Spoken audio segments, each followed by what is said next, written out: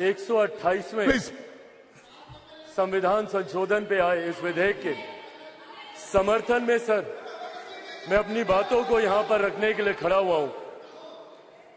Sir 2 दिन पहले जब पुरानी संसद में और मौजूदा संविधान सदन में जब अपनी बातों को अपने अंतिम संबोधन को वहां पे रख रहा था, उस वक्त इस बात की जानकारी नहीं थी कि जब नई संसद में जाएंगे और उस संसद में जो पहला संबोधन होगा वो देश की आधी आबादी से जुड़ा हुआ होगा। यकीनन ये हम सब के लिए सर एक बहुत सौभाग्य की बात है कि लंबे समय से, और इसमें मुझे लगता है हर एक व्यक्ति सहमत होगा, ये मांग लंबे समय से हर राजनीतिक दल, हर राजनेता की रही, पर हर राजनीतिक दलों ने इस पे अपनी राजनीति भी खूब रची।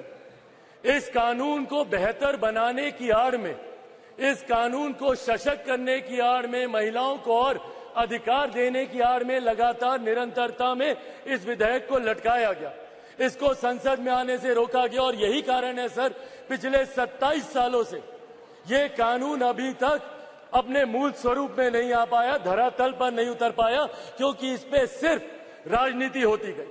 डॉक्टर बाबा साहेब भीमराव अंबेडकर जो हमारे संविधान के रचयिता हैं सर, उन्होंने कहा था कि किसी भी समाज या किसी भी देश के विकास के मापदंड को अगर परखना है तो वहां की महिलाओं के विकास को आपको देखना होगा।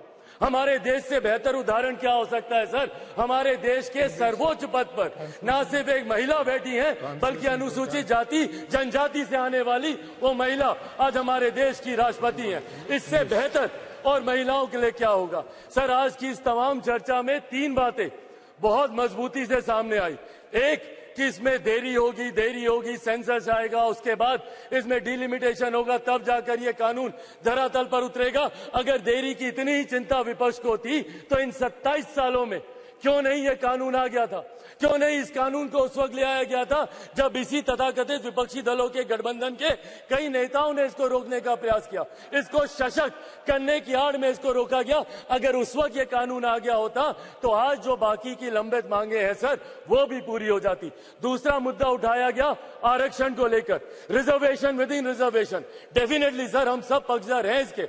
हम लोग चाहते हैं कि अनुसूचित जाति, जनजाति, पिछड़ा वर्ग से आने वाली महिलाओं का इसमें रिप्रेजेंटेशन होना चाहिए। पर सर, ये विश्वास भी मेरे प्रधानमंत्री पर ही है। आज से 3 साल पहले राष्ट्रपति जी पर आए, अभिभाषण पर आए, प्रस्ताव पर जब अपनी बातों को रख रहा था, उस वक्त भी मैंने कहा था कि मेरा विश्वास सिर्फ मेरे प्रधानमंत्री पर है, क्योंकि इन्हीं में यह इच्छा शक्ति है कि वो इस कानून को ला सकते हैं, और इन्होंने आज वो करके दिखाया। और ये विश्वास है मेरा सर, आने वाले दिनों में, भैया पिछड़ा वर्ग की बात करते हैं, हमारे प्रधानमंत्री खुद जिस वर्ग से आते हैं, जिन्होंने मंडल कमीशन को संवैधानिक दर्जा देने का काम किया, जिन्होंने रोहिणी कमीशन के गठन का कार्य किया, उन पर अब विश्वास करेंगे।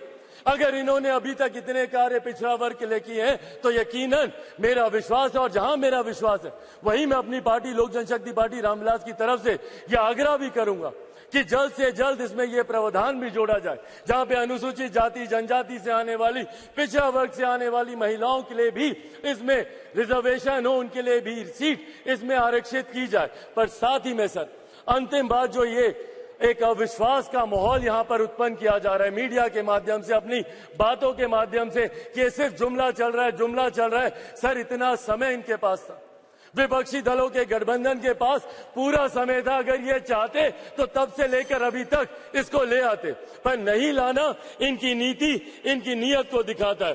अंत में सर, बस मैं इतना ही कहूंगा, एक्यूजेशंस बहुत लगाए गए पर सजेशंस इनकी तरफ से नहीं आए। सर, यह आग्रह मैं करता हूं कि जल्द से जल्द इस कानून को, और तमाम दल क्योंकि इसमें सहमत है, विद कंडीशन सहमत है, पर मैं चाहूंगा कि सर्वसहमति से इसको पारित किया जाए। और अंत में सर, मैं एक शब्द अपने क्षेत्रवासियों की तरफ से, जिन्होंने प्रधानमंत्री जी को बधाई दी है, जमुई के लोग, हाजीपुर के लोग, बिहार की पूरी जनता ने प्रधानमंत्री जी को इस विधेयक को लाने के लिए ढेर सारी बधाई दी है। बहुत बहुत धन्यवाद सर।